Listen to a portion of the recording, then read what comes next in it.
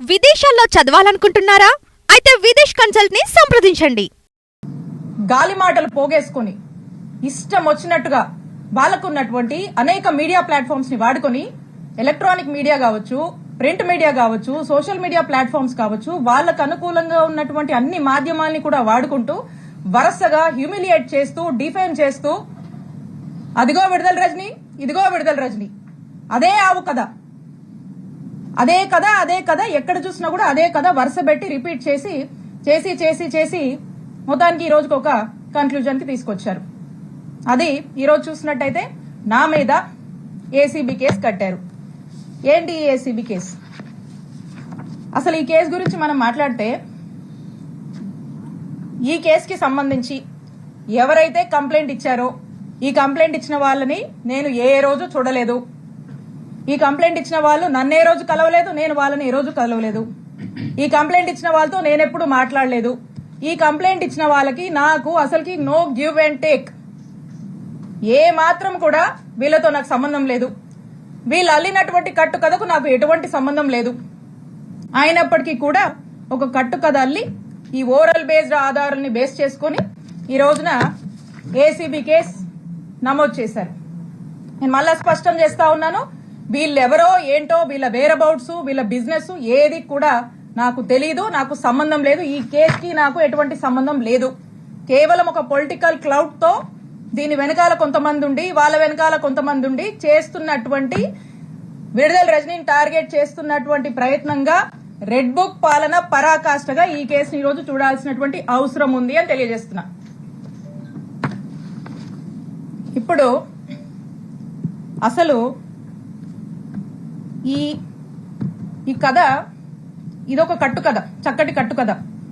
ఈ కథలోకి వెళ్తే అసలు ఎందుకు వీళ్ళు ఇలా చేస్తున్నారు, ఎందుకు ఈ కేసు పెట్టాల్సి వచ్చింది, ఏంటి కారణాలని కనుక మనం చూస్తే, ఈ పెట్టినతను టీడీపీ సంబంధించినటువంటి వ్యక్తి. ఇతను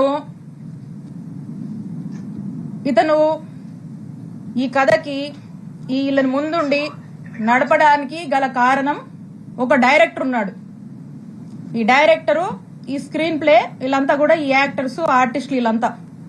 ఎందుకంటే మొదటి నుంచి కూడా ఒక మార్కెటింగ్ టీం ని పెట్టి, మీరు వస్తారా విడుదల రజనీ మీద కేసు పెడతారా, కంటెంట్ మేము ఇస్తాము, మీరు జస్ట్ అక్కడికి వెళ్ళి ఆ కంప్లైంట్ ఇచ్చిరండి, మీరు వస్తారా, అధికారం మా దగ్గర ఉంది, ఏం పని కావాలో చేసి పెడతాము, విడుదల రజనీ మీద మేము ఒక నరేషన్ ఇస్తాము, ఆ నరేటివ్ తీసుకుని పలానా ఆఫీస్కి వెళ్ళి కంప్లైంట్ చెప్పండి, బయటికి రాగానే మీడియాతో మాట్లాడండి, సోషల్ మీడియాలో పెట్టండి అనేది ఒక ఎజెండా పెట్టుకున్నారు. ఒక మోడస్ ఆపరెండా రన్ చేస్తున్నారు. దాంట్లో భాగంగానే ఒక బిజినెస్ మ్యాన్, ఒక వ్యక్తి వెళ్లి, ఇక్కడ ఒక డైరెక్టర్ ఉన్నాడు, ఆ డైరెక్టర్ ఎవరో కాదు, నరసరావుపేట ఎంపీ శ్రీ కృష్ణదేవరాయ గారు. He is the director. ఈ డైరెక్టర్ దగ్గరికి ఈ బిజినెస్ మ్యాన్ వెళ్తాడు.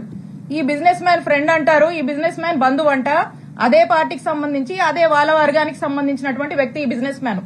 ఈ బిజినెస్ మ్యాన్ వెళ్లి అతనికి ఏవో బిల్లులు కావాలి, అతనికి ఉన్నటువంటి పెనాల్టీస్ వేవ్ ఆఫ్ చేయాలి, అతను యథేచ్ఛగా వ్యాపారం చేసుకోవడానికి అతని సపోర్ట్ కావాలని అతన్ని అడిగితే, అతడు ఇతనికి, డైరెక్టర్ గారు అన్నాను కదా కృష్ణదేవరాయ గారు, ఇతనికి ఇల్లీగల్ గా ఎట్లంటే అట్లా వ్యాపారం చేసుకోవడానికి, ఇల్లీగల్ వ్యాపారం ఇష్టం వచ్చినట్టుగా చేసుకోవడానికి, ఎదురే లేకుండా వ్యాపారం చేసుకోవడానికి సహకరిస్తానని హామీ ఇస్తూ కృష్ణదేవరాయ గారు ఈ బిజినెస్ మ్యాన్ ని ఒక కోరిక కోరుతారు. ఏంటంటే, నా టార్గెట్ విడుదల రజనీ, ఈ విడుదల రజనీ మీద తన్ని డిఫేమ్ చేయాలి, తన మీద ఏదో ఒక కంప్లైంట్ పెట్టండి, తన్ని డిఫేమ్ చేద్దాము, కంప్లైంట్ పెట్టించడము, ఆ పైన ఫాలోఅప్లు, వ్యవహారాలు మొత్తం నాది బాధ్యత, మీరు అలా కంప్లైంట్ పెట్టి నేను చెప్పిన ఆఫీస్కి వెళ్ళి ఇచ్చేసి మీరు ఇంట్లో కూర్చోండి మెలకుండా, నేను నడుపుతా అని చెప్పి మీ బిజినెస్ లు నడిపిస్తా అని అతనికి అభయం ఇచ్చి వెనకుండి ఈ విధమైనటువంటి దారుణమైనటువంటి ఇల్లీగల్ కేసుని నా మీద, మా స్టాఫ్ మీద, మా మరిది మీద పెట్టించినటువంటి ప్రయత్నం చేశారు.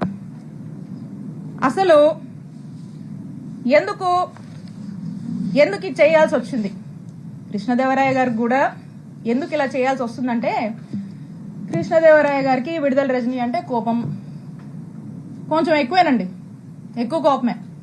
ఎందుకో నాకు కూడా కారణాలు తెలీదు, కానీ రకరకాల కారణాలు ఆయనే అనుకుంటాడు, రకరకాల కారణాలు ఆయనకే ఉన్నాయి. సరే, ఎందుకంటే దానికి కూడా కథ ఉంది, అది కూడా చెప్తా. అయితే ఆ కథ ఏంటంటే,